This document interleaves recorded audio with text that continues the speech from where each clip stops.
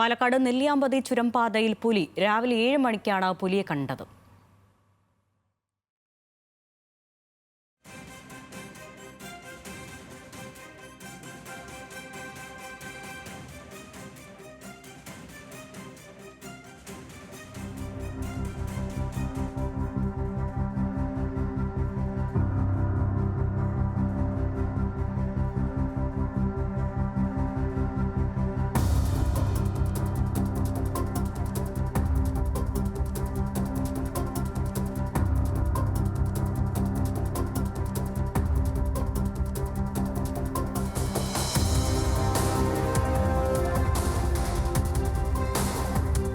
പാലക്കാട് നിന്ന് പ്രസാദ് ഉടുമ്പശ്ശേരിയുണ്ട്. പ്രസാദ്, നിരീക്ഷണ ക്യാമറകൾ സ്ഥാപിക്കുന്നതടക്കമുള്ള നടപടികളിലേക്ക് വനംവകുപ്പ് കടന്നിട്ടുണ്ടോ?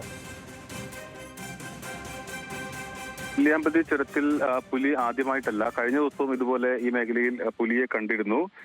ഇന്ന് രാവിലെ 7 മണിക്കാണ് ചുരത്തിൽ പുലിയെ കണ്ടത്. ഏറെ നേരം ചുരത്തിൽ നിന്ന് പുലി പിന്നീട് കാട്ടിലേക്ക് പോയെങ്കിൽ പോലും യാത്രക്കാരെ സംബന്ധിച്ചിടത്തോളം വലിയ ഭീതി തന്നെയാണ്. ഈ പാതയിൽ കാട്ടാന നേരത്തെ തന്നെ കാട്ടാന ശല്യമുള്ളതാണ്. ഇപ്പോൾ അതിന് പുറമെയാണ് പുലിയെയും ഈ പാതയിൽ കണ്ടിട്ടുള്ളത്. എന്തായാലും വനം വകുപ്പ് ഈ മേഖലയിൽ നിരീക്ഷണം ശക്തമാക്കിയിട്ടുണ്ട്.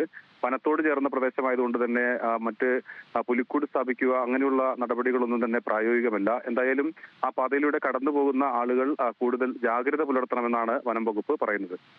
ശരി, നെല്ലിയാമ്പതി ചുരം പാതയിലാണ് പുലിയെ കണ്ടത്. വിവരങ്ങൾ നൽകുകയായിരുന്നു പ്രസാദ് ഉടുമ്പശ്ശേരി.